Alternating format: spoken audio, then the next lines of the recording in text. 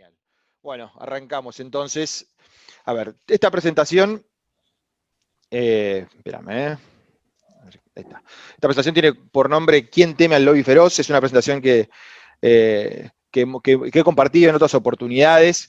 Una de esas fue en el último encuentro de jóvenes, que espero que varios hayan participado, del Consejo, que es también otra posibilidad así de poder intercambiar, ¿no? ¿Por qué elegimos este tema en particular? A ver, ahí está.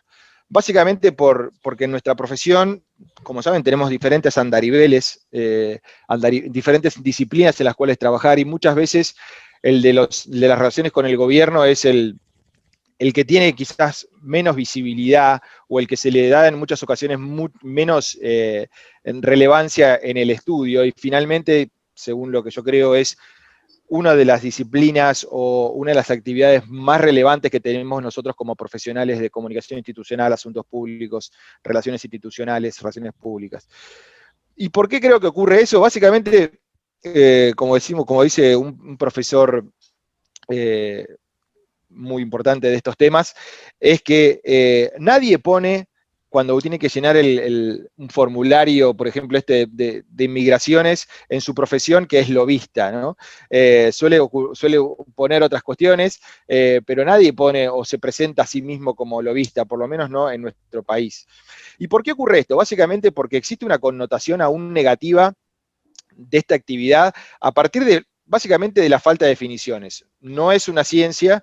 No existe teoría sólida, a diferencia de otras disciplinas de nuestra profesión, por lo menos en la Argentina, ni estudios de soporte. En la Argentina hay muy pocos estudios al respecto, hay más sí en Europa y en Estados Unidos, pero no tanto en la Argentina. Entonces, además, esto se le suma obviamente a una cultura social y política muy particular de nuestro país, en la cual obviamente la falta de transparencia e inseguridades genera un manto de dudas sobre esta actividad. Entonces la imagen del lobbying muchas veces está reflejada por la sociedad o por los medios como una operación, digamos, o una actividad hecha en las sombras que está a los límites de la ley y la ética de los negocios. Entonces terminamos usando eufemismos para referirnos al tema como gestión de intereses, representación industrial, relaciones gubernamentales, asuntos parlamentarios, o específicamente en el tercer sector o para cuestiones sociales hablamos de incidencia, cuando todos sabemos que el tercer sector es uno de los cuales hace más lobbying ante autoridades. Y sin embargo, tenemos también referencias como esta de John Fitzgerald Kennedy, que en su momento, al referirse sobre los lobistas, dijo que los lobistas necesitan 10 minutos y 3 páginas para hacerme entender un problema, mientras mis asesores pueden tomarse hasta 3 días y un montón de papelerío para poder explicarme lo mismo. Entonces, además, tenemos que entender que el lobbying o la posibilidad de peticionar ante autoridades deriva directamente de la Constitución Nacional. Es entonces un derecho y constitucional que tenemos todos los individuos.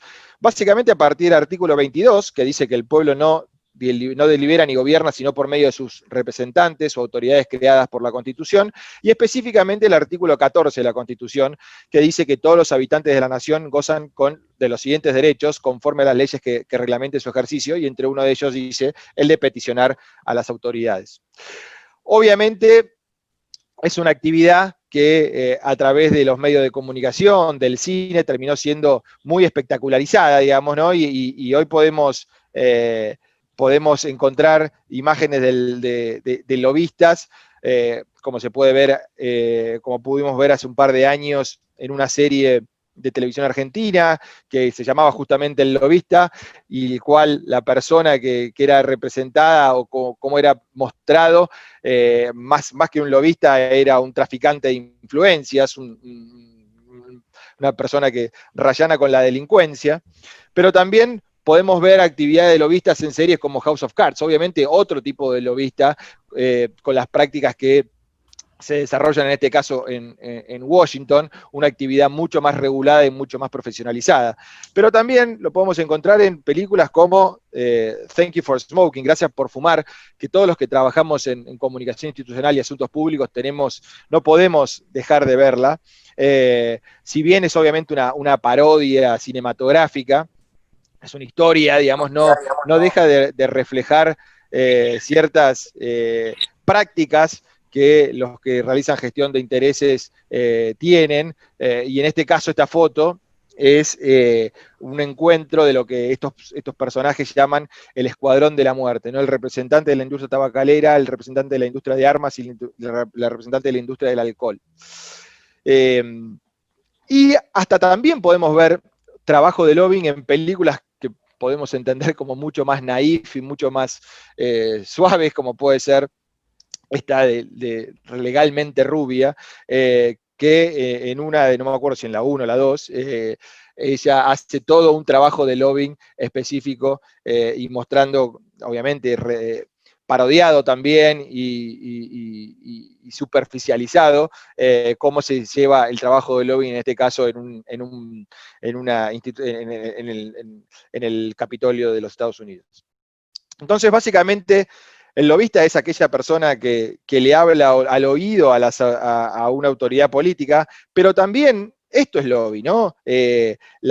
La actividad pública que puede tener una organización social, como en este caso Greenpeace, para dar visibilidad a una temática y que eso se transforme en política pública, como también, por supuesto, y es un gran caso de gestión de intereses que tuvo estudio y merece todavía seguir teniendo estudio, y lo va a tener seguramente cuando se reactive esta discusión en el ámbito parlamentario argentino, que fue la discusión de la despenalización del aborto, ¿no? Con claramente dos facciones, con dos intereses diferentes, en los cuales había mensajes claros, había también íconos que se mostraban para poder resumir y poder simplificar el mensaje, y obviamente una gestión directa de incidencia ante las autoridades políticas.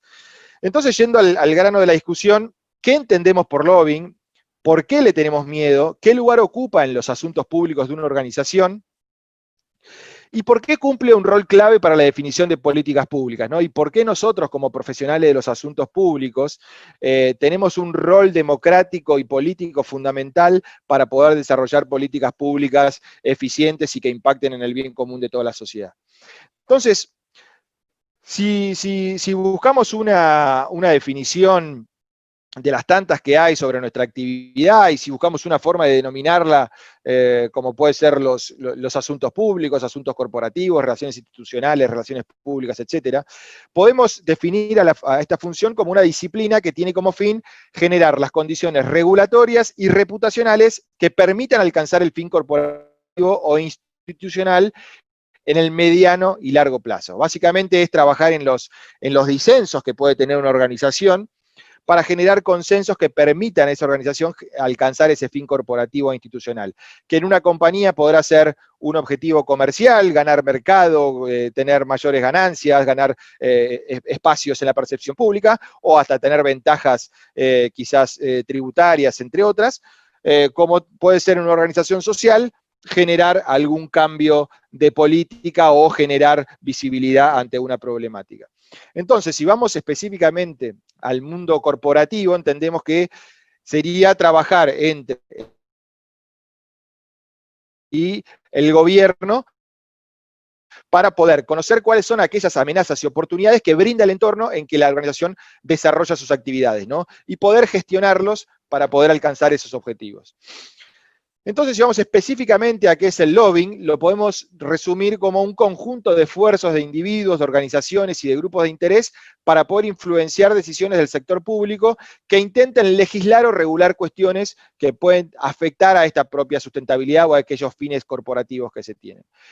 ¿Y cómo esto está inserto dentro de la disciplina, ¿no? Si tomamos de nuevo el concepto de asuntos públicos, para tomar alguno de ellos, que acá podemos incluir obviamente todo el trabajo de comunicación externa, comunicación interna, comunicación digital, etcétera.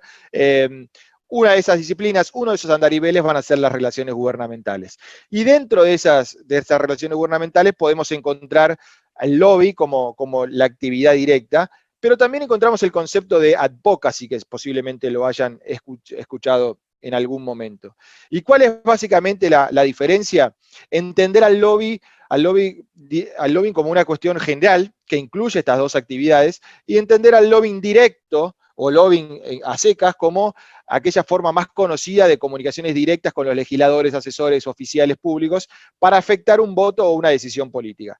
Y el advocacy o lobbying indirecto sería todo intento por parte de los grupos de interés de poder movilizar ciudadanos que están fuera de la comunidad legislativa para poder influir en esas decisiones, demostrar un apoyo popular, darle visibilidad a una temática, y obviamente esas acciones pueden ser espontáneas, pero en la gran mayoría de las veces están dirigidas, organizadas y presentadas de cierta manera para poder darle esa visibilidad.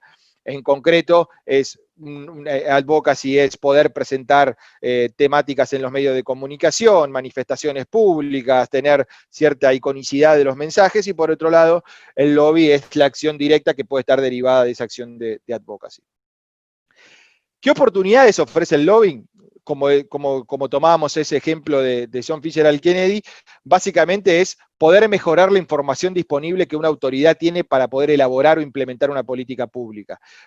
Permitir que esa autoridad tenga conocimiento experto, que venga a hablarle a alguien que conoce de la temática y pueda, a partir de esa información especializada, contarle de qué manera puede llegar a afectar esa decisión que se está tomando y brindar más información de soporte para que la tome de una manera más fundamentada. También, obviamente, es la posibilidad de instrumentar canales de información entre la autoridad y los grupos de interés, permitir que sea más transparente el Estado en la toma de decisiones y que puedan todos los intereses estar representados en esa decisión, y a fin de cuentas generar políticas públicas más efectivas y más eficientes, digamos, que entiendan realmente la dinámica, entiendan los posibles impactos y puedan hacerse de una manera más adecuada. Sin duda, la falta de transparencia, el diálogo abierto en esta gestión de intereses de los actores pueden obstaculizar la definición de políticas públicas. Cuando existe todavía un manto de duda, cuando existe todavía alguna cuestión oculta en el momento de la toma de decisiones, eso va a afectar que todos los actores estén involucrados. Pero también muchas veces lo que ocurre en la práctica es que existe una mano detrás de ciertas decisiones que uno, a pesar de todas las gestiones que se realicen, pueden llegar a cambiar la dinámica del juego. En este caso podemos hablar de, por ejemplo, representantes, si estamos discutiendo un tema que puede afectar a una provincia en particular, a pesar de todos los esfuerzos que se realicen, puede venir a un llamado en particular de una autoridad provincial, un gobernador, un legislador importante, que pueda terminar moviendo las fichas del juego. Y sin duda, cuando hablamos de lobbying, y cuando hablamos en esta charla en particular, y cómo lo vemos nosotros, obviamente, desde el Consejo Profesional, cuando hablamos de lobbying estamos hablando, como decíamos antes, del legítimo derecho a peticionar ante las autoridades.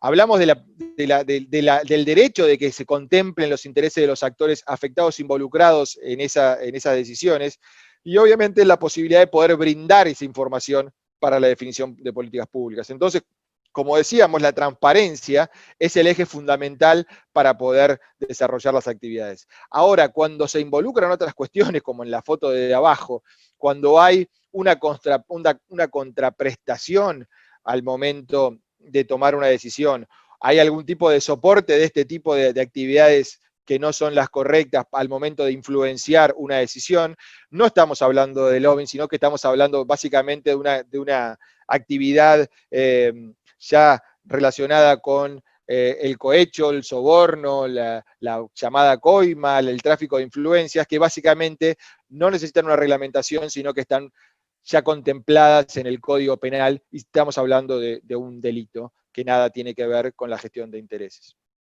Y eso nos lleva también a preguntarnos si debe regularse el lobby, ¿no? En la Argentina no existe una regulación de base sobre el tema.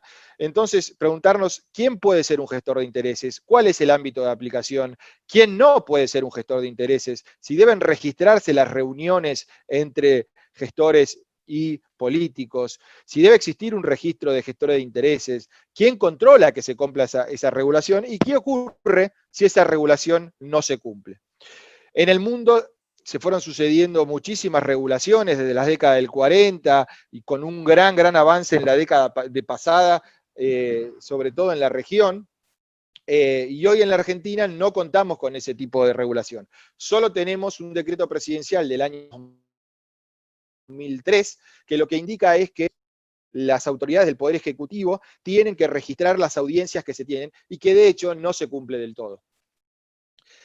Entonces, podemos pensar si en los próximos años se va a poder avanzar en esa línea. Y tenemos, por ejemplo, simplemente para tomar una referencia, un comentario que hace, en su momento ni siquiera era candidato a presidente, digamos, Alberto Fernández, cuando en un libro que se llama Lobby, que se lanzó en el año 2018, si no me equivoco, se le preguntó si había que regular el lobby y él dijo que, bueno, presenta esta frase y para resumirlo es, como el lobby existe, mejor que lo reglamentemos, ¿no?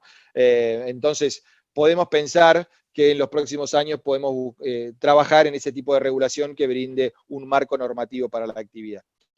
En concreto, ¿qué es la gestión de intereses? Entonces, es una herramienta democrática para la definición de políticas públicas eficientes que contemplen en su elaboración todas las dimensiones, todas las problemáticas, todas las aristas de un tema y que pueden presentar los actores involucrados y afectados por esa definición.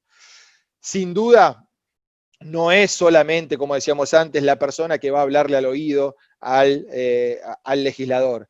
Es resultado de un plan estratégicamente confeccionado que necesita un abordaje integral de la temática y que es parte de una política comunicacional efectiva y coherente hacia el Estado, que obviamente depende de ese plan elaborado. Y en el cual se tienen básicamente tres pilares fundamentales. El primero es el de la información, anticiparse, conocer el entorno, monitorear el entorno, conocer los actores, conocer la posibilidad de decisiones que se puedan ir tomando, predecir horizontes y escenarios que puedan ocurrir, contar obviamente con información relevante, digamos, poder hacer estudios de base, encuestas, información científica que permita fundamentar esa decisión de la autoridad política con conocimiento experto y especializado. Pero, por supuesto, todo esto no puede hacerse sin la reputación, digamos, ¿no? Y acá es donde se conecta el ámbito de los asuntos públicos con la comunicación, ¿no? Si uno no es una fuente confiable, si uno no tiene cierta reputación, si uno no tiene cierto peso de visibilidad pública y alguien que merece ser escuchado por esa autoridad, va a ser difícil poder hacerlo. Entonces, obviamente, debe trabajarse no solo en la presentación de la temática, sino también del actor como alguien relevante para ser escuchado. Y obviamente la comunicación como ese momento en el cual buscamos persuadir e influenciar en las autoridades públicas. Y esta planificación, y este es un esquema básico que se utilizan en muchas organizaciones de cómo se ejecuta y cómo se planifica la gestión de intereses, puede tener diferentes pasos, ¿no? En este caso es un esquema de 6 pasos, en el cual el primero, como decíamos recién, era poder analizar el contexto y la situación en la cual la organización se desempeña, entender cuál es ese fin organizacional, analizar las iniciativas que pueden afectar a esa sustentabilidad del fin institucional, conocer los escenarios, los riesgos, conocer cuáles son los tópicos que pueden afectar, hacer ese issues management, como se dice, de cada uno de ellos, analizar el contexto político, social, económico en el cual esas decisiones se pueden tomar, poder trabajar en documentación de soporte, armar equipos de trabajo, etcétera. Obviamente el segundo punto es este, ¿no? El análisis de los actores. ¿Quiénes son los que están empujando esta temática o están reteniendo esta discusión? ¿Cuáles son las influencias? ¿Quién puede ayudarnos a nosotros a empujar una temática? ¿Somos nosotros directamente como organización o un tercero que pueda validar esa posición? El tercero, la definición de mensajes y herramientas, tener mensajes claros, una historia clara que se pueda contar, información de soporte para poder fundamentar esa historia.